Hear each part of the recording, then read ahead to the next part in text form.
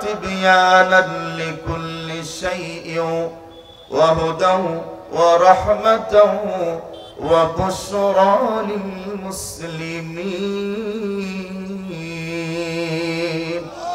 আল্লাহ রাব্বুল আলামিন বলেন হাবিব আমার আপনার উপরে আমি এমন একটা গ্রন্থ নাযিল করেছি তিবিয়ানাল লিকুল্লি শাই মানুষের চলার জন্য মৃত্যুর আগে মৃত্যুর পরে কেমনে জীবন যাপন করবে যা কিছু প্রয়োজন আল্লাহ বলেছেন আমি এই 30 পারা কোরআন কারীমের মধ্যে সবকিছুই উল্লেখ করে দিয়েছি সবাই আমার সাথে জবান খুলে পড়ুন আউযু বিল্লাহি মিনাশ শাইতানির রাজীম বিসমিল্লাহির রাহমানির রাহিম আলিফ লাম মিম যালিকাল কিতাবু লা রাইবা ফীহি হুদাল লিল মুত্তাকিনা আল্লাযীনা يؤمنون بالغيب ويقيمون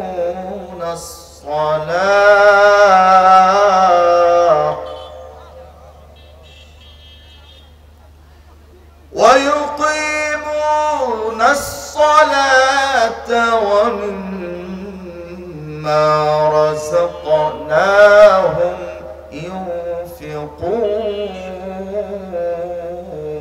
ينفقون عن عبد الله بن مسعود رضي الله تعالى عنه قال قال رسول الله صلى الله عليه وسلم من قرأ حرفا من كتاب الله فله به حسنة والحسنة بعشر أمثالها لا أقول ألف لام ميم حرف ولكن ألف حرف ولام حرف وميم حرف رواه الترمذي وقال تعالى في شان حبيبه ومحبوبه مخبرا وآمرا إن الله وملائكته يصلون على النبي يا أيها الذين آمنوا صلوا عليه وسلموا تسليما اللهم صل على مولانا محمد وعلى آله مولانا زبان খুলে মোহব্বতের আওয়াজে পড়ি আল্লাহুম্মা সাল্লি আলা مولانا محمد وعلى آله مولانا رسول আমার ভালোবাসা রসুল আমার আলো আশা রসুল আমার প্রেম বিরহের মূল আলোচনা রসুল আমার কাজে কর্মে অনুপ্রেরণা রসুল আমার কাজে কর্মে অনুপ্রেরণা আল্লাহুম্মা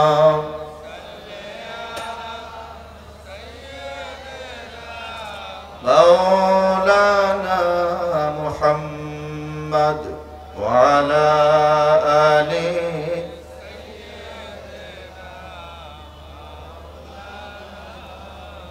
হাজারো ব্যথা বেদনার পরে ফিরে আসনি তুমি আপন ঘরে দিনের আলো তুমি ছড়িয়ে দিতে চলে গেলে মদিনায় মক্কা ছেড়ে হে রাসূল তোমাকে ভুলি আমি কেমন করে, হে রাসূল তোমাকে ভুলি আমি কেমন করে। আল্লাহুম্মা সাল্লি আলা মাওলানা মুহাম্মদ ওয়া আলা আলি মাওলানা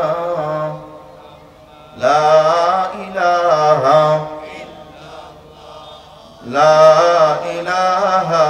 ইল্লাল্লাহ লা ইলাহা ইল্লাল্লাহ। আর একটু জবান খুলে বলেন লা ইলাহা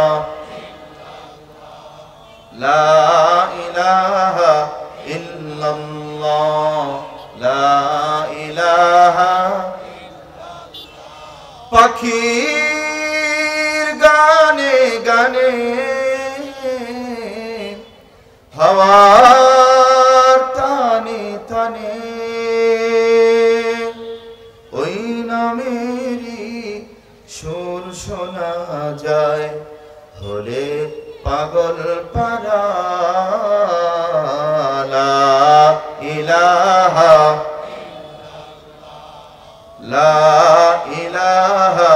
ইল্লাল্লাহ লা ইলাহা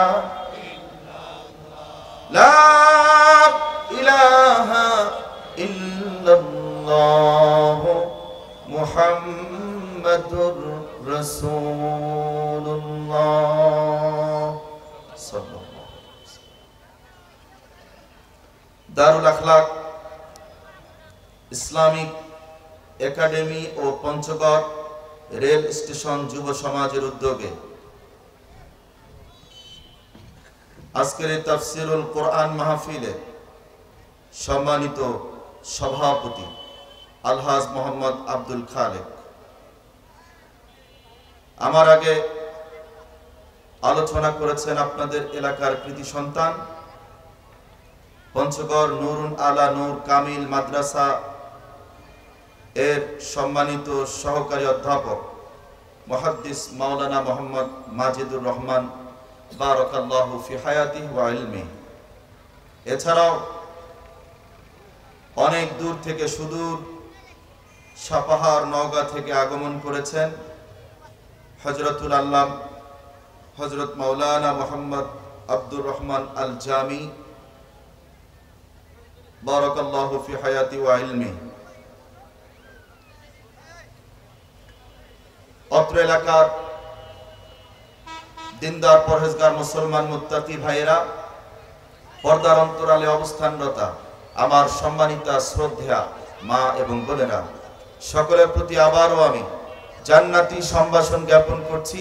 আসসালামু আলাইকুম ওয়া রাহমাতুল্লাহি ওয়া বারাকাতুহু। আপনারা সকলে কেমন আছেন? ভালো রাখার মালিক কে? সুখে দুঃখে সর্বদা প্রশংসা হবে কার? আস্তে না জোরে? আজকে যে আমরা মাহফিলে এসে বসতে পেরেছি, এটা আমাদের ইচ্ছায় নাকি আল্লাহর ইচ্ছায়? এই মুহূর্তে অনেকের কানে মাইকের আওয়াজ যাচ্ছে, উনি দোকানের সামনে বসে বিড়ি টানতেছে আর শুনতেছে। এটা কি ওয়াজ শোনা? এক পাশে সিগারেট আর এক পাশে ওয়াজ হবে কিছু? তো আল্লাহ যে আমাদেরকে এই মুহূর্তের জন্য বাছাই করে সমস্ত ব্যস্ততা ছেড়ে দিয়ে এই মাহফিলে এসে বসার সুযোগ করলেন, হাদিসের ভাষায় এটা এখন জান্নাতের টুকরায় পরিণত হয়ে গেছে।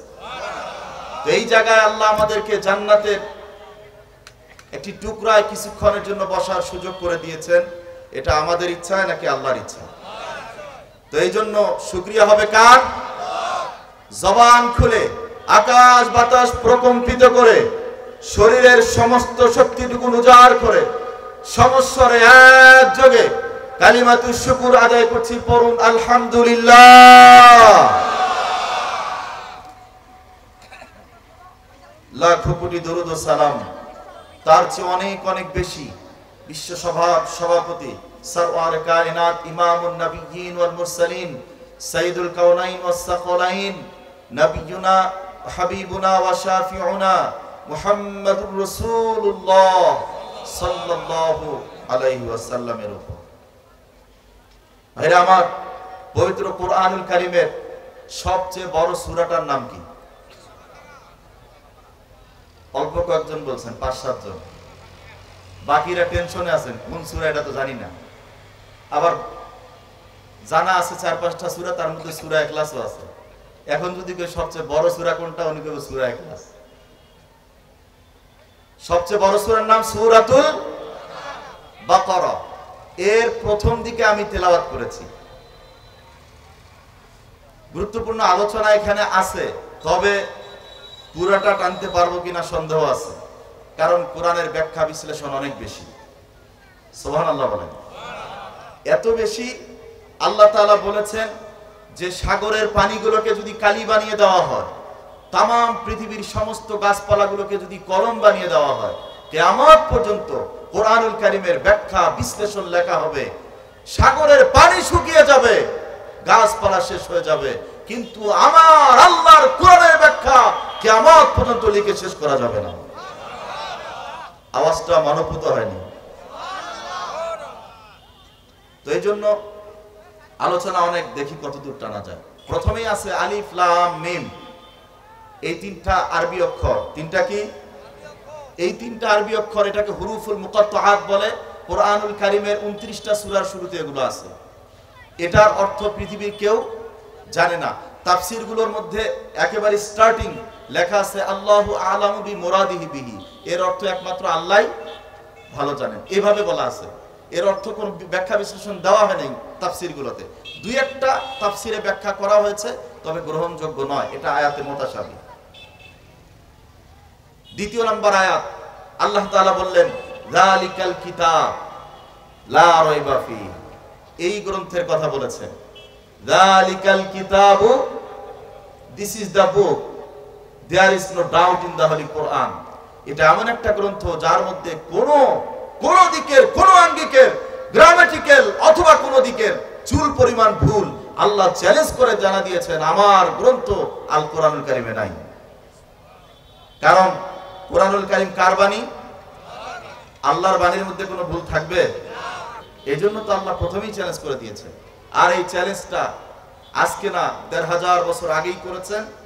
সেই থেকে শুরু করে আজও পর্যন্ত এবং কিয়ামত পর্যন্ত বহুত মানুষ আগেও ছিল, এখনো আছে, ভবিষ্যতেও আসবে, চেষ্টা করবে কোরআন থেকে ভুল বের করার, কিন্তু কোরআনুল কারীম তাদেরকে ইসলাম গ্রহণ করতে বাধ্য করায় দিবে। তো আল্লাহ তাআলা বললেন এটা এমন একটি গ্রন্থ যার মধ্যে কোনো ভুল নাই। আমাদের এই গ্রন্থের সাথে সম্পর্ক না থাকার কারণেই আজকে আমরা খাঁটি মুসলমান হতে পারতেছি। এর সাথে সম্পর্ক অনেক কমে গেছে আমাদের, তেলাওয়াতও নাই, আমলও নাই। 2 দিক থেকেই আমরা কোরআনুল কারীম থেকে অনেক দূরে। এই কারণে আমাদের আজকে অধঃপতন, মুসলমানদেরও আজকে এই যে মার খাচ্ছে বিভিন্ন জায়গায়। আবার আমাদেরকে সেই আগের মতো, আবার সেই সুলতান মাহমুদের মতো, আবার সেই আমাদের বীর সেনানী খালেদ সাইফুল্লাহ, খালিদ বিন ওয়ালিদ রাদিয়াল্লাহু আনহুর মতো, ওমর রাদিয়াল্লাহু আনহুর মতো আবার আমাদেরকে কোরআন সামনে নিয়ে এগিয়ে যেতে হবে। কোরআনকে বাদ দিয়ে নয়, কোরআন কারীমকে সাথে নিয়ে এগিয়ে যেতে হবে। কারণ এর মধ্যেই আল্লাহ তাআলা জীবনের সব সমস্যার সমাধান করে দিয়েছেন। সব সমস্যার সমাধান দিতে পারে? একটু জবান খুলে বলেন তো, সব সমস্যার সমাধান। সমাধান চাও যদি জীবনে মরণে, ফিরে যাও খুঁজে নাও, চোখ রাখো কোরআনে। ঠিক না? সব সমস্যার সমাধান আছে এখানে। আল্লাহ রাব্বুল আলামিন বলেন ওয়ানাজ্জালনা আলাইকাল কিতাবা তিবয়ানান লিকুল্লি শাইইন ওয়া হুদান ওয়া রাহমাতান ওয়া বুশরা লিল মুসলিমিন। আল্লাহ রাব্বুল আলামিন বলেন হাবিব আমার, আপনার উপরে আমি এমন একটা গ্রন্থ নাজিল করেছি তিবিয়ানাল লিকুল্লি শাই, মানুষের চলার জন্য মৃত্যুর আগে মৃত্যুর পরে কেমনে জীবন যাপন করবে যা কিছু প্রয়োজন আল্লাহ বলেছেন আমি এই 30 পারা কোরআন কারীমের মধ্যে সবকিছুই উল্লেখ করে দিয়েছি, সব আছে এখানে। আর আল্লাহ রাব্বুল আলামিন চ্যালেঞ্জ করেছেন এই গ্রন্থে কোনো ভুল নাই। এই চ্যালেঞ্জ অনেকে গ্রহণ করেছেন, চেষ্টা করেছেন ভুল বের করার জন্য, কিন্তু আজ পর্যন্ত কোনো ভুল বের করতে পারে নাই। বরং অনেকে এই ভুল বের করতে গিয়ে আল্লাহ তাদেরকে মুসলমান বানাইছেন। ডক্টর গ্যারি মিলার কানাডার একজন অধ্যাপক, একটা ইউনিভার্সিটির প্রফেসর ছিলেন। উনি খ্রিস্টান যাজক, ধর্মপ্রচারক। বহুত আশা নিয়ে কোরআনুল কারীম গবেষণা শুরু করলো। কোনোভাবে যদি আল্লাহর চ্যালেঞ্জটা গ্রহণ করে একটু ভুল ধরায় দিতে পারে, গোটা বিশ্ববাসীর কাছে হিরো হয়ে যাব, মুসলমানদেরকে ধরায় দেব তোমার এই আল্লাহর বাণীর মধ্যেও ভুল আছে, আমি ধরায় দিলাম। কিন্তু আল্লাহ তো চ্যালেঞ্জ করেছেন, না না, কিয়ামত পর্যন্ত চেষ্টা করে দেখো আমার আল্লাহর কথার মধ্যে কোনো পরিবর্তন আছে? আল্লাহ তো চ্যালেঞ্জ করেছেন কিয়ামত পর্যন্ত চেষ্টা করো, কোরআনুল কারীমের চুল পরিমাণ ভুল ধরার ক্ষমতা তোমাদের, এটা তো আল্লাহই করেছেন। কিন্তু উনি চেষ্টা করলেন, কোনোভাবে ভুল ধরা যায় কি যায় না, চেষ্টা করল, অনেক অর্থ খুঁজতেছে, গ্রামেটিক্যাল ভুল ধরার চেষ্টা, নানা দিকের নানা আঙ্গিকের ভুলগুলো ধরার চেষ্টা করতেছে। এই ভুল ধরার জন্য তিনি আরবি পর্যন্ত শিক্ষা করেছেন, কারণ একটা ভাষা জ্ঞান না জানা থাকলে তার ভুল ধরা, এজন্য সে খ্রিস্টান, কিন্তু আরবিও শিখে নিয়েছে যে আমাকে ভুল ধরতে হবে, কোরআন কারীমের ভুল কোথায়, অসঙ্গিত কোথায় আছে। সে খুঁজতে খুঁজতে চলতেই থাকলো, পড়া কোথায় কন্ট্রাডিকশন সায়েন্সের সাথে অথবা আল্লাহর কথার সাথে, এক কথার সাথে আরেক কথা কোথায় উল্টা পাল্টা পাওয়া যায়, এটা ধরার জন্য অনেক চেষ্টা। কিন্তু সূরা নিসার 82 নম্বর আয়াত যখন তিনি তেলাওয়াত করলেন, আল্লাহ তাআলা বলেন আফালা ইয়াতাদাব্বারুনাল কুরআন।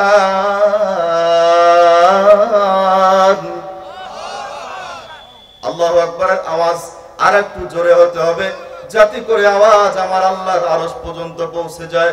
জবান খুলে বলি আল্লাহু আকবার। কারণ কোরআন তেলাওয়াত যখন শুনবেন আপনার ঈমানি পাওয়ার বাড়বে না কমবে? বাড়তেই হবে। আল্লাহ তাআলা মুমিনদের গুণাবলী বর্ণনা করেছেন, আল্লাযীনা ইযা যুকিরাল্লাহু ওয়াজিলাত কুলুবুহুম ওয়া ইযা তুলিয়াত আলাইহিম আয়াতুহু যাদাতুহুম ঈমানাও ওয়া আলা রাব্বিহিম ইয়াতাওয়াক্কালুন। আল্লাহ পাক বলেছেন ওয়া ইযা তুলিয়াত আলাইহিম আয়াতুহু, কোরআনুল কারীম যখন তাদের সামনে তেলাওয়াত করা হয় ঈমানি শক্তি তাদের বৃদ্ধি পেয়ে যায়, চুপ থাকতে পারে না। মধুর সুরে কোরআন তেলাওয়াত শুনলে জবান থেকে বের হয়ে আসে আল্লাহু আকবার। আফালা ইয়াতাদাব্বারুনাল কুরআন।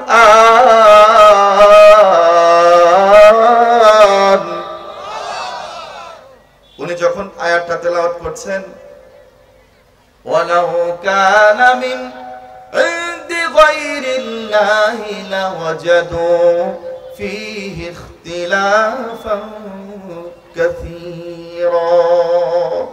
উনি যখন এই আয়াতটা তেলাওয়াত করলেন, আল্লাহ বলেছেন যদি এটা আল্লাহ ছাড়া অন্য কারো পক্ষ থেকে আসতো, এক আয়াতের সাথে আরেক আয়াত মিলতো না, তথ্যগত ভুল হয়ে যেত, অনেক ধরনের সমস্যা হতো। কিন্তু যেহেতু আল্লাহর পক্ষ থেকে এসেছে, এই জন্য কোরআনুল কারীমের মধ্যে কোনো ধরনের ভুল নাই। উনি আবার চিন্তা করলেন যে কোরআনুল কারীম নাজিল হয়েছে আজ থেকে ১৫০০ বছর আগে, তো ওই সময়কার মানুষ তো মূর্খ ছিল, মরুভূমির মানুষ ছিল, তারা তো এতটা শিক্ষিত ছিল না, সুতরাং তাদের দ্বারা ভুল হওয়া স্বাভাবিক। ওনার টেন্ডেন্সি হলো যে এটা আল্লাহ পাঠায় না, এটা মানুষ বানাইছে, সুতরাং ভুল কিছু থাকবেই। কিন্তু আসলে এটা কি মানুষের? এটা কার বাণী? আচ্ছা বলেন তো, এই কোরআনুল কারীম আপনার আমার বাসায় আছে না নাই? কার কার বাসায় আছে একটু হাত উঠায় দেখান তো দেখি। লিল্লাহি তাকবীর। আলেম ওলামা যেখানে, কোরআন সুন্নাহ যেখানে, ওয়াজ মাহফিল যেখানে, সবার বাসায় আছে তো? নাকি অনেকে উঠায় থুছেন যে কোনোদিন কেউ মারা গেলে ওই দিন নামাবে? অনেকে আবার উঠায় থয়, থোয়ার পরে যদি কেউ মারা যায় ওই দিন মোটামুটি হাফিজি 5-7 জন ছেলে এনে ওই দিন খোঁজাখুঁজি করে যে কোরআন শরীফ কই রে? বউরে জিজ্ঞেস করে কোরআন শরীফ কই? ওনার বউকে আমি জানি তুমিও পড়ো না আমিও পড়ি না, কোন জায়গায় দেখো? উপর থেকে নামায় দেখে ইঁদুরও কাটছে, তেলাপোকাও কাটছে। নাউজুবিল্লাহি মিন যালিক।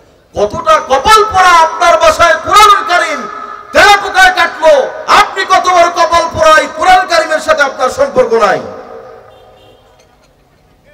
ভাইরা আমার, তো উনি ভাবলেন ভুল তো আছে, আগায় গেলেন। কিন্তু এই আয়াত যখন পড়লেন ওনার মনের ভিতরে কম্পন সৃষ্টি হয়ে গেল। উনি ভাবলেন আল্লাহ তো চ্যালেঞ্জ করেছেন, আর আমি এতদূর পর্যন্ত পড়লাম, আসলে তো কোনো ভুল নাই।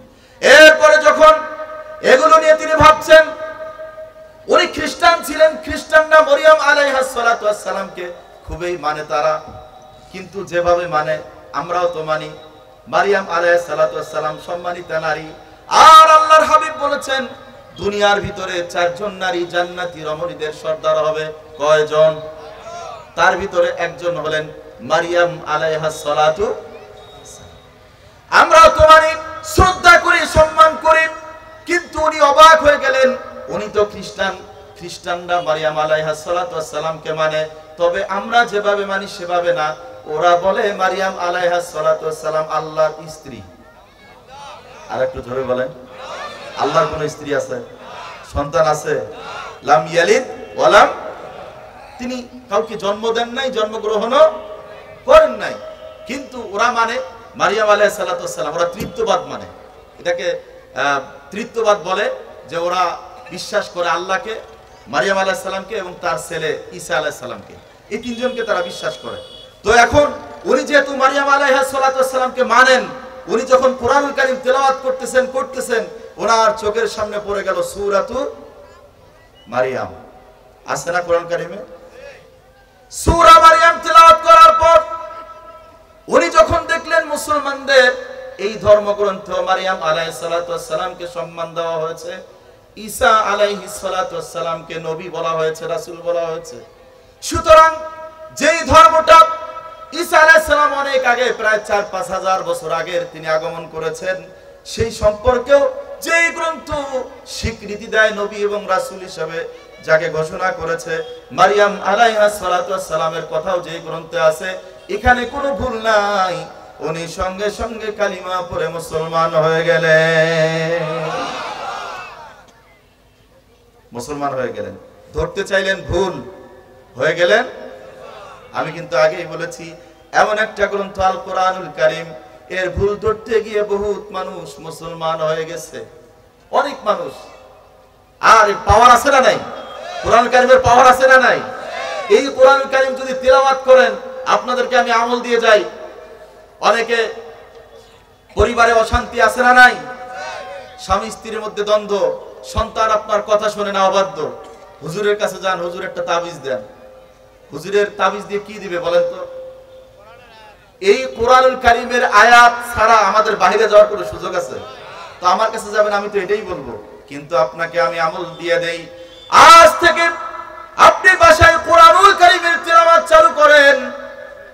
সব কাজ সকালবেলা আপনি ফজরের নামাজ পড়ে বের হওয়ার, আমি আর আমার স্বামী আমরা পেয়েছি, মারা যাব, শহীদ হয়ে যাব, কিন্তু ঈমান হারা হব। এখন তোমার যত মনে চায় নির্যাতন করো।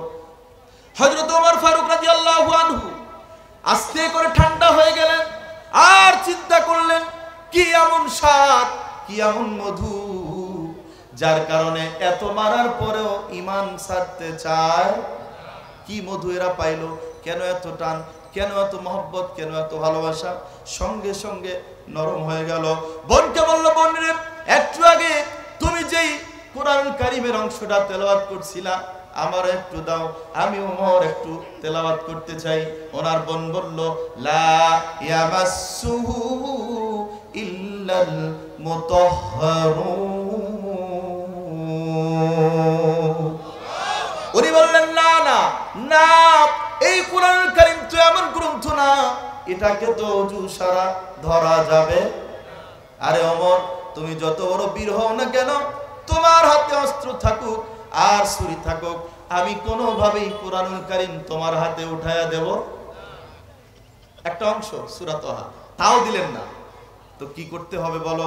বললেন, তুমি আগে পবিত্র হয়ে আসো, গোসল করে আসো। হযরত ওমর ফারুক রাদিয়াল্লাহু আনহু তিনি তাই করলেন, অর্থাৎ মনটা নরম হয়ে গেছে। আমি কিন্তু আগেই বলেছি, উনি যখন বোনের ঘরের পাশে গিয়েছিলেন, ওনার বোনের তেলাওয়াত করা কোরআনুল কারীম তার অন্তরটাকে নরম করে দিয়েছিল। কোরআন কারীম তেলাওয়াতের প্রভাব আছে না নাই? আল্লাহর হাবিব সাল্লাল্লাহু আলাইহি সাল্লাম ওনার ঘরে বসে কোরআনুল কারীম মধুর সুরে তেলাওয়াত করছেন। ওনার ঘরের চার কোণায় আবু জেহেল, আবু লাহাব, উতবা, শাইবা, বড় বড় কাফের লিডার, চার কোণায় চারজন এসে যার উপরে কোরআনুল কারীম নাজিল হয়েছে তার মুখের তেলাওয়াত মধু আছে না নাই? কোরআন তেলাওয়াতের কত চমৎকার, কত সুন্দর মুজিজা।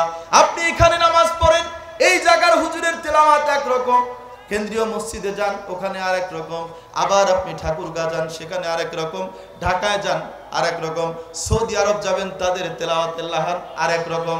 আপনি মনে হবে যতই শুনতেছেন ততই মজা, ততই মধুর, এক এক হুজুরের কণ্ঠে এক এক রকম তেলাওয়াত। এটা কিন্তু মুজিজা। এটা কি? আপনি অন্যান্য জিনিসগুলো দেখেন তো, আপনি একটা গান কয়বার বলবেন বলেন? 10 বার, 20 বার, 30 বার, এরপরে দেখবেন বিরক্ত আসে যাবে, আর ওটা ভালো লাগবে না। কিন্তু কোরআনুল কারীম এত শোনেন, আপনি দেখবেন আপনি এলাকা চেঞ্জ করেন, নতুন একখানে যান, ওখানকার তেলাওয়াত আপনাকে এত আকৃষ্ট করবে, মনে হবে যেন শুনতেই থাকি শুনতেই থাকি।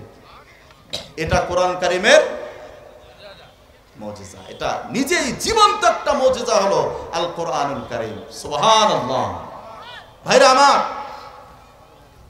হযরত ওমর ফারুক রাদিয়াল্লাহু আনহু উনি যেমন পাগল হয়েছেন কোরআন কারীম তেলাওয়াতের প্রভাবে, আল্লাহর হাবিবের মুখের কণ্ঠের তেলাওয়াত, আবু জেহেল, আবু লাহাব, উতবা, শাইবা সবাই দাঁড়ায় দাঁড়ায় শুনতেছে। তো এখন এই যে দাঁড়ায় দাঁড়ায় শুনতেছে কারা? যারা কোরআন কারীমের বিরোধিতা করে তারাই আবার লুকায় লুকায়া তেলাওয়াত শোনে। রাতের বেলা এই কাহিনী, রাতের বেলা সারা রাত দাঁড়ায় দাঁড়ায় কোরআনুল কারীমের তেলাওয়াত শুনলো। একটু যখন সকাল হয়ে যাবে, এত মধুর তেলাওয়াত, এত ভালো লাগছে ওদের। রাত গড়িয়ে, রাত পেরিয়ে কখন যে ফজর হয়ে গেছে, সকাল হয়ে গেছে টের পায় নাই। নবীজিও মধুর সুরে সারা রাত তেলাওয়াত করলেন, ওরাও দাঁড়ায়া দাঁড়ায়া সারা রাত শুনলো। একটু জবান খুলে বলেন সুবহানাল্লাহ। আমি যদি একটা হাদিস বলি সুবহানাল্লাহ ফজিলত সম্পর্কে, জবান খুলে সুবহানাল্লাহ বলতে হবে, রাজি আছে? হাদিসটা আপনাদেরকে শোনায় দেই। মুসলিম শরীফের 422 নম্বর হাদিস, আন আবি মালিক আল আশআরী রাদিয়াল্লাহু আনহু قال قال رسول الله صلى الله عليه وسلم الطهور شطر الإيمان والحمد لله تملأ الميزان وسبحان الله والحمد لله تملأان أو تملأ ما بين السماوات والأرض।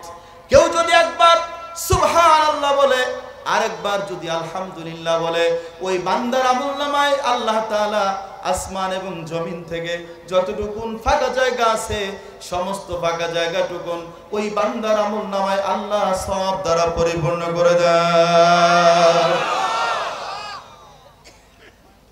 ভাইরা আমার, রাতের বেলায় শুনে সকাল যখন হয়েছে, এক একজন এক এক দিকে যাচ্ছে, কিন্তু ঘুরে ফিরে সব এক জায়গায়, একজন আরেকজনের সাক্ষাৎ। আবু সুফিয়ান, আবু জেহেল দুইজনেই লিডার ছিল সেই সময়। আবু সুফিয়ান বলতেছে, আবু জেহেল কি খবর, এখানে কেন রাতের বেলা? আবু জেহেল বা তোমার কি খবর? মানে কেউ বলা বলি করে না, ঘটনাটা কি, তোমার কি খবর, তুমি কেন এখানে?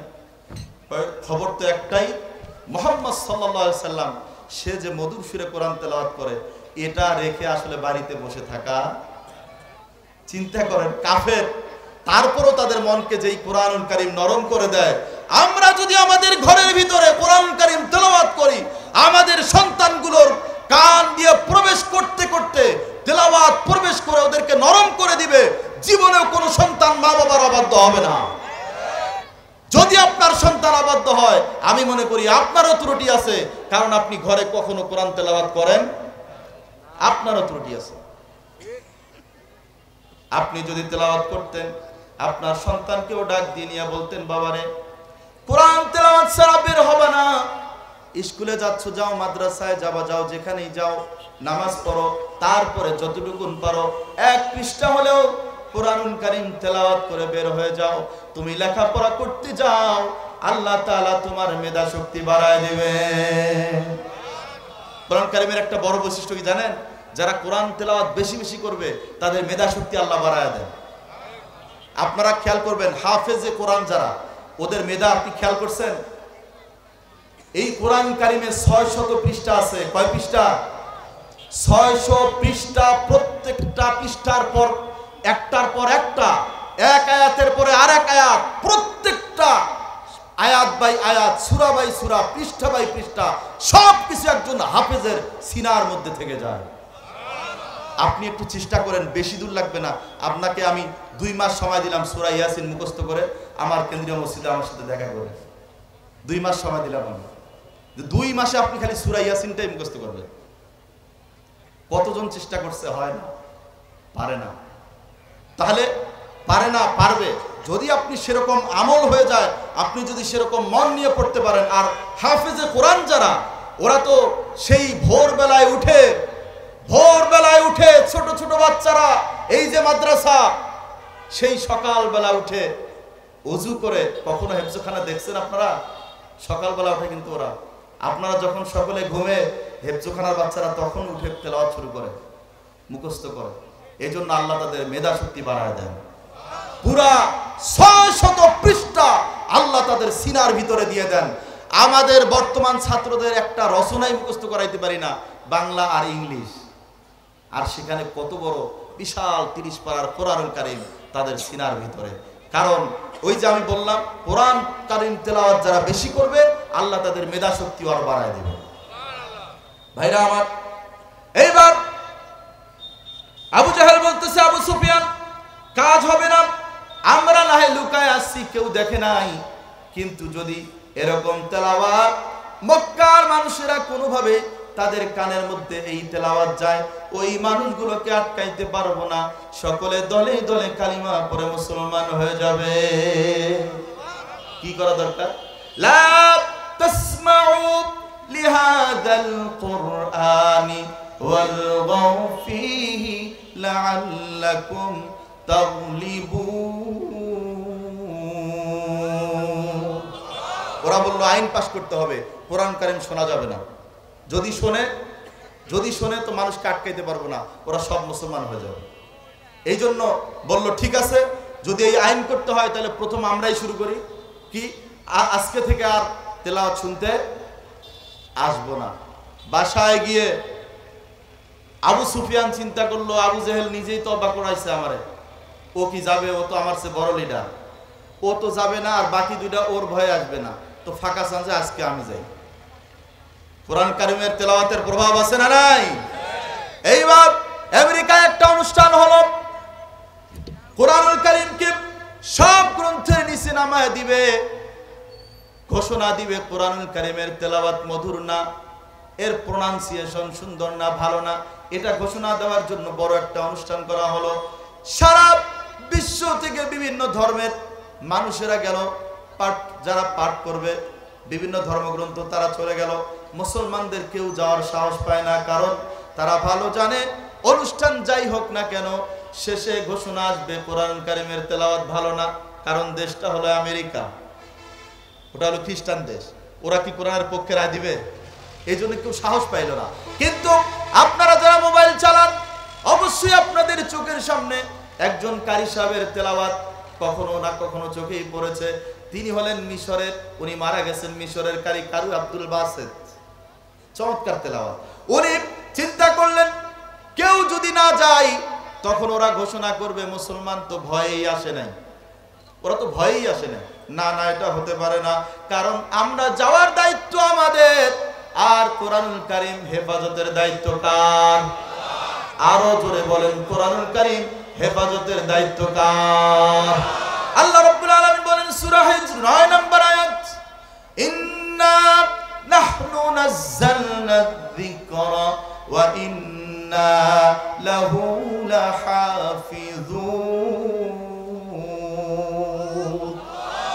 আল্লাহু আকবার। আল্লাহ বলছেন আমি হেফাজতের দায়িত্ব নিয়েছি। তামাম পৃথিবীর সমস্ত মানুষগুলো যদি চেষ্টা করে কোরআনুল কারীমের কোনো ক্ষতি করার, গোটা বিশ্বের মানুষ মিলেও আমার গ্রন্থের কোনো ক্ষতি করতে, কারণ এই কোরআনুল কারীম দুনিয়ার মধ্যে এগুলো সাফা কোরআনুল কারীম। কিন্তু আমার আল্লাহর কোরআন শুধু দুনিয়ায় না, আমার আল্লাহ তাআলা কোরআনুল কারীম সেই আরশের ভিতরেও রেখে দিয়েছেন। বাল হুয়া কুরআনুম মাজিদুন ফি লাওহিম মাহফুজ। এটা তো লাওহে মাহফুজেও আছে। এই কোরআন কারীমকে শেষ করা যাবে? পারবে না, পৃথিবীর কেউ পারবে না। আর একটা কথা আপনাদেরকে তথ্য দেই, গোটা পৃথিবীর ভিতরে মোস্ট রিসাইটেড বুক, সবচাইতে বেশি পাঠ করা হয়েছে কোন গ্রন্থ, তেলাওয়াত করা হয়েছে কোন গ্রন্থ, আপনি লিখে একটু সার্চ দেন, এখনই দেখবেন আপনার চোখের সামনে উঠে আসবে আল কোরআনুল কারীম। এই গ্রন্থের মতো এত তেলাওয়াত পৃথিবীতে এর ধারের কাছে কেউ যেতে পারে নাই। কারণ আছে একটা, কারণ হলো আমরা যে 5 ওয়াক্ত নামাজ পড়ি সেখানে তেলাওয়াত আছে না নাই? সূরা ফাতিহা আছে না নাই? তারপরে কি অন্য সূরা? এগুলো সব কি কোরআনুল কারীম। তো এইরকম আপনি কি মনে করছেন শুধু আপনি পঞ্চগড়েই তেলাওয়াত করেন? ঠাকুরগাঁয় করে না, আফ্রিকায় করে না? আফ্রিকায় কিন্তু অনেক মুসলমান আছে জানেন, ওই জায়গার অনেক রাষ্ট্রগুলো কিন্তু মুসলমান। তো এই পৃথিবীর 200 কোটি মুসলমানের জবানে প্রতিনিয়ত আল্লাহর কোরআন সর্বদাই তেলাওয়াত হচ্ছে। এই জন্য most recited book in the world, বিশ্বের ভিতরে সবচাইতে বহুল পঠিত তেলাওয়াতকৃত গ্রন্থের নাম আল কোরআনুল। আমরা চাই এই কোরআনুল কারীমের তেলাওয়াত যেমন আমরা করব, এর বিধানগুলো আমরা মানব। সাথে সাথে আগামীর বাংলাদেশ হবে কোরআনুল কারীমের বাংলাদেশ, আগামীর সংসদ হবে কোরআনুল কারীমের সংসদ। ক্ষমতায় কারা যাবে সে সিদ্ধান্ত আল্লাহই নেবেন, কিন্তু যারাই যাক না কেন আমার আল্লাহ তাআলার এই কোরআনের বিধানগুলোকে মানার চেষ্টা করতে হবে। এই দেশে বহু তামাশা হয়েছে, এই কোরআনের কথাগুলো বলতে গিয়েও বাধার সৃষ্টি হয়েছে, এখন আর সেই সুযোগ নাই। ভাইরা আমার, এই কোরআনুল কারীম আমাদের এই যে মাদ্রাসা, আজকে যে মাদ্রাসার উদ্যোগে আয়োজন করা হয়েছে এই মাহফিল, ওয়াজ মাহফিল, এই ওয়াজ মাহফিল আয়োজন করা হলো এই মাদ্রাসাটা, এখানে বাচ্চারা কোরআন তেলাওয়াত করে, ঠিক না? তো আপনারা কি বাচ্চাগুলোকে এখানে দিবেন না? কারণ আপনার বাচ্চাও এরকম ধুলে ধুলে সুন্দর করে মধুর সুরে কোরআন তেলাওয়াত করবে। আর যেই বাচ্চার কণ্ঠে মধুর সুরে কোরআন তেলাওয়াত হবে, এই শিশুটাই আপনার সন্তানটা, আপনি মারা গেলে যদি জানাজার নামাজ পড়ায় তো আপনি একজন ভাগ্যবান পিতা। এই জন্য নিয়াত করবেন, আপনার 3 জন সন্তান আছে, 3 জনকে দেন না দেন আপনার ডিসিশন। সব যদি হুজুর হয় তো ডাক্তার হবে কে? এই জন্য ডাক্তারের জন্য না হয় 2টাই রাখেন, তো একটা সন্তানকে নিয়াত করে দেন যে আমি এই সন্তানটাকে মাদ্রাসায় দিয়ে দিলাম, সে আলেম হয়ে বের হোক, ঠিক না বলেন? কারণ মনে রাখতে হবে বাংলাদেশে 95% মুসলমান, সুতরাং এই দেশে আলেম ওলামা যত বেশি হবে ততই আরো ভালো, ঠিক না? তবে আমাদের এই কোরআনুল কারীম শুধু তেলাওয়াত করলে হবে না, আমাদেরকে একটু গবেষণার দিকেও যাওয়া দরকার। আমাদের এই কোরআনুল কারীম সায়েন্টিফিক কোরআন, এটা কিন্তু বিজ্ঞানময় কোরআন। আমার কথা না আল্লাহর কথা। সূরা ইয়াসিনের 2য় আয়াত, ইয়াসিন ওয়াল কুরআনিল, এই যে হাকিম মানে হচ্ছে বিজ্ঞানময়, আল্লাহ নিজেই বলেছেন এটা বিজ্ঞানময় কোরআন। কিন্তু আমাদের তেলাওয়াত, গবেষণা, রিসার্চের অভাবে আমরা নিজেরাই বুঝি না যে কোরআনের মূল্য কত বেশি। এই জন্য আমাদের সন্তানগুলোকে এই যে মাদ্রাসাটি রয়েছে আপনারা এই মাদ্রাসায় দিয়ে দিবেন। ভর্তি যখন হবে আপনারা ভর্তিতে এই মাদ্রাসায় দিয়ে দিবেন। এখানে যে মুদাররিসগণ আছেন খুবই পরিশ্রমী এবং আন্তরিক, আপনাদের বাচ্চাগুলো সব কিছুতে আল্লাহ বরকত দান করবেন। তেলাওয়াত করবেন, স্ত্রী সন্তান আপনার বাধ্য হয়ে যাবে। তেলাওয়াত করবেন, আপনার শত্রু থাকবে না। ঘরের ভিতরে তেলাওয়াত করবেন, ওই ঘরের মধ্যে বালা মুসিবত হবে না। ঘরের ভিতরে জিনের উপদ্রব আছে, নিয়মিত কোরআন কারীম তেলাওয়াত করেন, জিন সালাম দিয়ে পালায় যাবে। কি বিশ্বাস হয় না? এত পাওয়ারফুল এই গ্রন্থটা। আপনি হয়তো বুঝতে পারেন নাই যে আমার ঘরে আছে, সহজে বুঝতেছেন, কিন্তু এত পাওয়ারফুল। আপনি তেলাওয়াত করবেন, আপনাকে জীবনে জিনে ডিস্টার্ব করবে না। আপনি নিয়মিত তেলাওয়াত করেন, আপনার কেউ ক্ষতি করতে চাইলে, জাদু টুনা যদি কেউ করে আপনাকে ক্ষতি করতে চায়, কোরআনুল কারীম ফিরাইয়া দিবে, কোনো জাদু আপনার উপরে কাজ করবে না। আর তাছাড়া কোরআন কারীমের সূরাও আছে দুইটা। এই সূরা দুটাকে হাদিসে বলা হয়েছে মুআওয়াযাতাইন, দুইটি পানাহ চাওয়ার সূরা। একটা সূরা ফালাক আর একটা সূরা নাস। এই দুইটা সূরা কেউ যদি তেলাওয়াত করে কোনো ব্যক্তির উপরে ফু দিয়ে দেয়, আর আপনি যদি ফজরের নামাজ পড়েন, নামাজের পর হাদিসে আসছে এটা, যে আপনি নামাজের পর সালাম ফিরাইয়া আপনার দুই হাতের তালুতে ফু দিবেন। কোথায়? এটা অনেকে করে, আপনারা হয়তো জানেন, এটা কিন্তু হাদিসের আমল। দুই হাতের তালুতে এভাবে ফু দিবেন, দেওয়ার পর হাত দুটো এভাবে আপনার পুরা বডিতে এভাবে লাগাবেন। আল্লাহর হাবিবের শিখানো হাদিস এবং এই সূরা ফালাক এবং নাসের এত পাওয়ার, পৃথিবীর সেরা জাদুকর যদি আপনাকে জাদু করে, আপনি নিয়মিত যদি এই সূরা দুটো আমল করেন, জীবনে কেউ আপনার কোনো ক্ষতি করতে পারবে না। কি বুঝছেন? আমল করবেন। আপনার এই কোরআন কারীমে একটা আয়াত আছে, সর্বশ্রেষ্ঠ আয়াত, আয়াতুল কুরসি। মুখস্থ আছে সবার? সবার নাই, এই জন্য আওয়াজ কম। সবার নাই। আল্লাহু লা ইলাহা ইল্লা হুয়াল হাইয়ুল কাইয়্যুম। এই আয়াতুল কুরসি এত পাওয়ারফুল, আপনি নিয়মিত আপনার ঘরে তেলাওয়াত করেন। আপনি যদি রাতের বেলা তেলাওয়াত করে ঘুমায়া যান, ওই পুরা ঘরের দায়িত্বটা আল্লাহ তাআলা নিয়ে নেন, কোনো ক্ষতি হবে না। চোর ডাকাত আসবে, কিভাবে ওরা ধমক খাবে, পালা যাবে, আপনি টের পাবেন না, কিন্তু নিয়মিত আমল করবেন। এখন কথা হলো, এই সবগুলো কাজ করার জন্য আপনাকে নামাজ পড়তে হবে। কি করতে হবে? আপনি যদি কোরআনুল কারীমের প্রথম সূরা পৃষ্ঠাটা উল্টাইলে একটা সূরা চোখে পড়ে, সূরাটার নাম কি? কোন সূরা? কয় হুজুর পড়ি না তো, কোন জায়গায় যে কোন সূরা? প্রথম পৃষ্ঠা উল্টালে সূরা ফাতিহা না? এই সূরাতুল ফাতিহা, আল্লাহর হাবিব বলেছেন, এই সূরাতুল ফাতিহা এটা হচ্ছে এমন একটি সূরা, যত বড় রোগী হোক, অসুস্থ হোক, আপনার মুখ যদি ভালো হয়, আপনি যদি নামাজি হন, মিথ্যা কথা যদি না বলেন, সকলখুরি না করেন, গীবত না করেন, মুখ যদি আপনার ভালো হয়, সূরাতুল ফাতিহা তেলাওয়াত করে আপনি কোন রোগীর উপরে ফু দিয়া দিলে, আপনি ভালো ব্যক্তি হলে, আপনার তেলাওয়াত করা সূরাতুল ফাতিহার কারণে আল্লাহ তাআলা ওই রোগীকে সুস্থ করে দিবে। কিন্তু আপনার মুখটা হতে হবে কেমন? ভালো, পবিত্র। মুখ যদি হয় খারাপ, আপনি যদি এমন হয় মুখ দিয়ে সিগারেট টানেন, সিগারেটটা ফেলাইয়া দিলেন ফু দিয়া, সূরা ফাতিহা পড়ে, তো হুজুর তো ওয়াজ করছে, তাহলে একটু টেস্ট করে দেখি। টেস্ট করে যায় রোগী অসুস্থতা বাড়বে না কমবে, আমি কিন্তু গ্যারান্টি দিতে পারবো না। কারণ দোষটা সূরার, তার দোষটা আপনার মুখের। ঠিক কিনা বলেন? এই জন্য কিন্তু আমরা আলেম ওলামাদের কাছে যাই। কারণ হলো, আলেম ওলামারা কখনো মিথ্যা কথা বলে না, বলার সুযোগও পায় না। কারণ বললে কবে হুজুর আপনি এটা কি বললেন? আলেম ওলামাদের দোষ আছে না নাই? আছে। এটা ভালো, এটা আমরা মনে করি যে আল্লাহ তাআলা আমাদেরকে রক্ষা করেন। আল্লাহ তাআলা আমাদেরকে এত ভালোবাসেন যে আমরা কোনো অপরাধ করলে আল্লাহ তো ধরবেন, ওটা পরের সাবজেক্ট, মানুষও আমাদেরকে ধরে।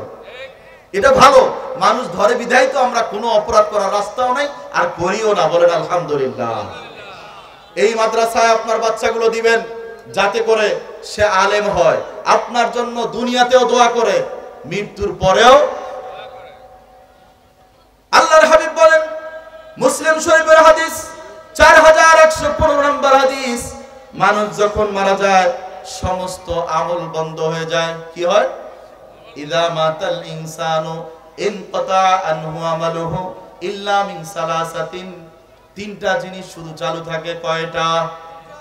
ইল্লা মিন সাদাকাতিন জারিয়া, আপনি যদি সদকায়ে জারিয়া হিসেবে কোথাও কোনো ভালো কাজ করে থাকেন, এমন কি একটা গাছও যদি কোথাও লাগায় থাকেন, ওই গাছটার মধ্যে যে ফল হয়, এই ফলগুলো পাক পাখালিরা ওই ফল খাবে, এটাও আপনার জন্য সদকায়ে জারিয়া হয়ে যাবে। আর যদি মসজিদ মাদ্রাসায় দেন, অন্য কোথাও দান করেন, এই দানের সবটা আপনার সদকায়ে জারিয়া হিসেবে কবরে যাবে। আও ইলমিন ইনতাফাউ বিহি, এমন ইলম যার দ্বারা মানুষ উপকার ভোগ করবে।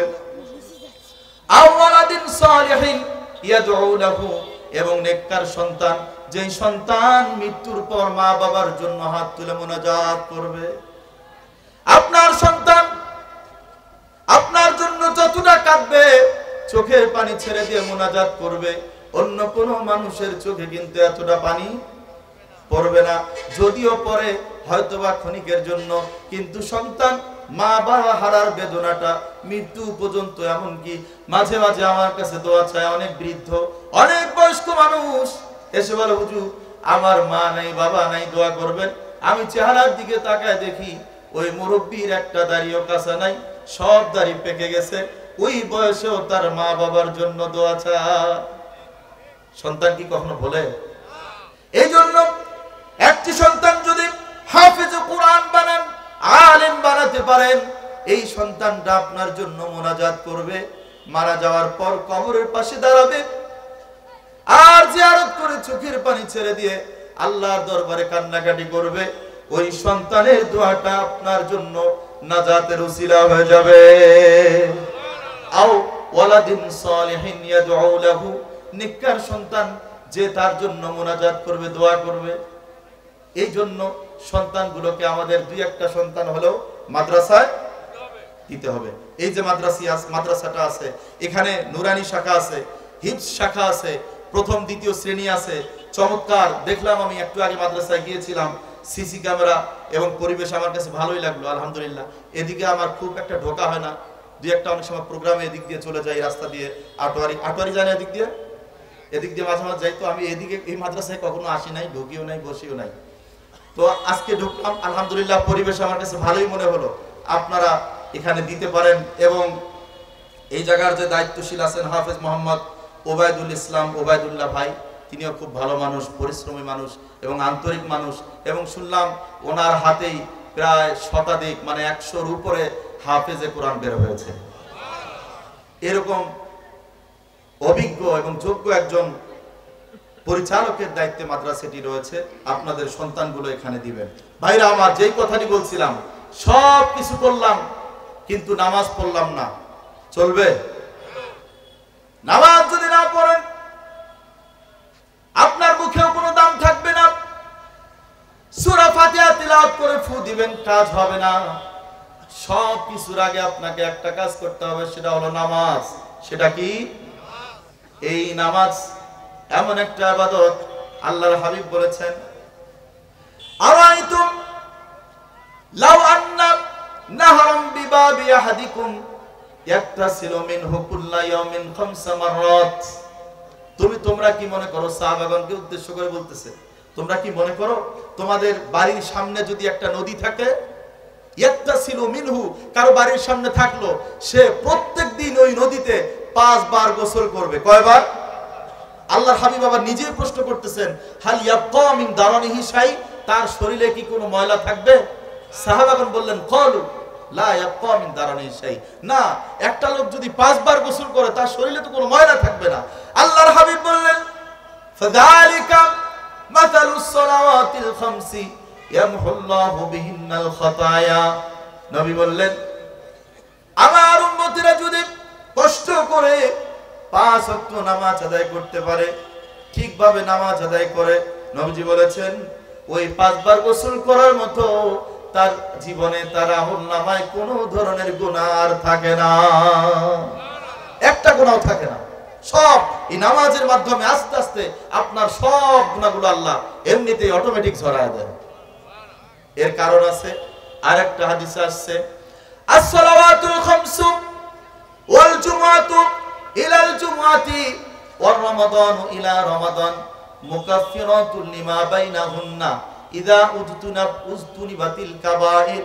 হাদিসে আসছে, আল্লাহর হাবিব বলেছেন, এই যে 5 ওয়াক্ত নামাজ, ফজরের পর যোহর, যোহরের পর আসর, আসরের পর মাগরিব, মাগরিবের পরে কি এশার পরে কি, আবার ঘুরে এসে বলেন তো 24 আওয়ার্স, 24 ঘন্টা, এর মধ্যে কি কোনো সময় দুই নামাজের মাঝে ছাড়া আছে নাকি? আছে?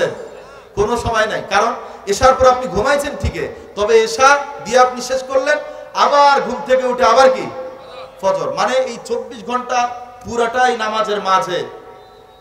আর আল্লাহর হাবিব বললেন, এই 5 ওয়াক্ত নামাজ, এক ওয়াক্তের পর আর এক ওয়াক্ত নামাজের মাঝে যেই গ্যাপটা আছে, এই 2 ওয়াক্ত নামাজ কেউ যদি আদায় করে, এর মাঝের যত সগীরা গুনাহ হবে, 2 ওয়াক্ত নামাজের মাঝের সব সগীরা গুনাহগুলো আল্লাহ maaf করে দিবেন। নারায়ে তাকবীর। ভাইরা আমার, আর নামাজি ব্যক্তিদের জন্য 5টা পুরস্কার, তার ভিতরে প্রথম নাম্বার পুরস্কার হলো, যে ব্যক্তি নিয়মিত নামাজ আদায় করবে, এই ব্যক্তিকে আল্লাহ কোনোদিন রিজিকের অভাব দিবেন, রিজিকের অভাব আপনার হবে না। আপনি বিশ্বাস করেন? নারায়ে তাকবীর।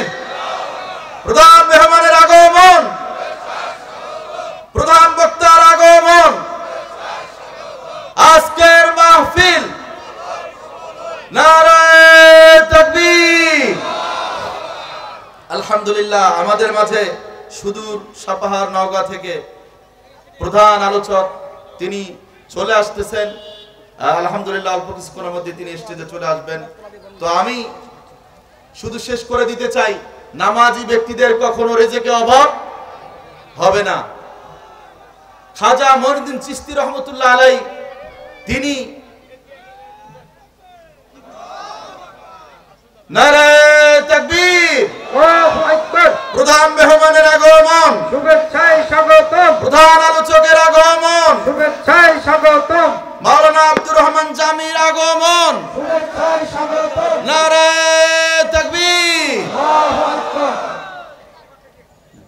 আলহামদুলিল্লাহ, আমাদের প্রধান আলোচক উপস্থিত হয়েছেন। এ পর্যায়ে প্রধান মেহমানকে বরণ করে নিচ্ছেন অত্র প্রতিষ্ঠানের সভাপতি আলহাজ মোহাম্মদ আব্দুল খালেক এবং সম্মানিত অধ্যক্ষ হাফেজ মোহাম্মদ ওবায়দুল ইসলাম ওবায়দুল্লাহ। হযরতকে ফুল দিয়ে বরণ করে নিচ্ছেন। হুজুরকে একটু বসতে দেন, আমি শেষ করে দেই। আমরা সকলেই বসি, বসেন, আমি শেষ করে দিতেছি। ভাইরা আমার, নামাজ পড়লে রিজিকের অভাব হবে? আমি খাজা মঈনুদ্দিন চিশতি রহমতুল্লাহ করতে গিয়ে দেখি, খাজা মঈনুদ্দিন চিশতি রহমতুল্লাহ আলাইহি উনি নামাজের জায়নামাজে বসা থাকতেন। তো বসার পরে ওনার যে খাদেম ছিল, উনি এসে বলতেন, হুজুর আজকে বাজার করার কিছু নাই, টাকা পয়সা নাই। উনি বিসমিল্লাহ বলে জায়নামাজের নিচে হাত দিয়া এভাবে মুঠটি বন্ধ করে ওনার হাতে দিয়ে দিতেন, খাদেমের হাতে। উনি আবার এইভাবে মুঠ বন্ধ করে নিয়ে বাজারে যাইতেন। ওই খাদেম বলেছেন, আমার হাতে এত পরিমাণ টাকা দিত, আমি বাজার করে আসার পরও দেখতাম আমার হাতে এখনো টাকা আছে। আমি বলতাম, হুজুর আপনি যে টাকা দিয়েছেন বাজার কমপ্লিট হয়ে গেছে, কিন্তু এখনো টাকা আছে। উনি বলতেন, এই টাকাগুলো আমার না, এগুলো গরিব মিসকিনকে দান করে দাও। তাহলে নামাজি বান্দাদের রিজিকের অভাব হয় না। কিন্তু সমস্যা হলো, খাজা মঈনুদ্দিন চিশতি রহমতুল্লাহ আলাইহি যেই জায়গায় আল্লাহকে যতটুকুন কাছে পেয়েছেন, যতটুকুন উনি আল্লাহর কাছে গিয়েছেন, ওই জায়গায় তো আপনাকে যাইতে হবে, ঠিক না? তো এখন যদি এমন হয় যে হুজুর তো ওয়াজ করছে, রিজিকের অভাব নাই, আর খাজা মঈনুদ্দিন চিশতি রহমতুল্লাহ আলাইহি উনি যেহেতু জায়নামাজের নিচে টাকা পাইছেন, তো আমিও জায়নামাজ বিছায়া 2 ওয়াক্ত পড়ার পরেই হাত দিয়ে দেখি আছে না নাই। পাবেন নাকি 1 টাকা? মাটি ছাড়া কিছু পাবেন? কারণ হচ্ছে খাজা মঈনুদ্দিন চিশতি রহমতুল্লাহ আলাইহি উনি টেস্ট করার জন্য পড়েন নাই, উনি অরিজিনালি আল্লাহকে সন্তুষ্ট করার জন্য পড়েছেন। আর আপনি করতেছেন টেস্ট করার জন্য, এজন্য আপনি কিছুই পাবেন না। ঠিক কিনা বলেন? আল্লাহ রাব্বুল আলামিন আমি যে আলোচনাগুলো করলাম, আজকে থেকে আর কোরআন কারীমের তেলাওয়াত বাদ দেওয়া, সন্তানগুলোকে একজন সন্তানে হলেও মাদ্রাসায় পড়ান, আলেম বানান, আর নামাজ কখনো ছাড়বেন। এই তিনটা কথা আমল দিয়ে গেলাম। আপনারা আপনাকে, আপনাদেরকে এবং আমাকে আল্লাহ যেন সকলকেই আমল করা তৌফিক দান করেন। সকলে বলি আমিন। আর যারা এত কষ্ট করে চমৎকার আয়োজন এবং সুন্দর ব্যবস্থাপনা এবং সুন্দর মনোরম পরিবেশে এই সুন্দর প্যান্ডেল স্টেজ সাজিয়েছেন, আমি সকল যুবক ভাইদেরকে, মাদ্রাসার অধ্যক্ষ হাফেজ মাওলানা মোহাম্মদ ওবায়দুল ইসলাম ওবায়দুল্লাহ সহ আরও যারা এখানে আন্তরিকভাবে সহযোগিতা করেছেন, পরামর্শ দিয়েছেন, শ্রম দিয়েছেন, আমি সকলকে আমার অন্তরের গভীর স্থল থেকে মোবারকবাদ জানাচ্ছি। আপনাদের জন্য দোয়া করে আমার আলোচনা এখানে শেষ করছি। আসসালামু আলাইকুম ওয়া রাহমাতুল্লাহি ওয়া বারাকাতুহু।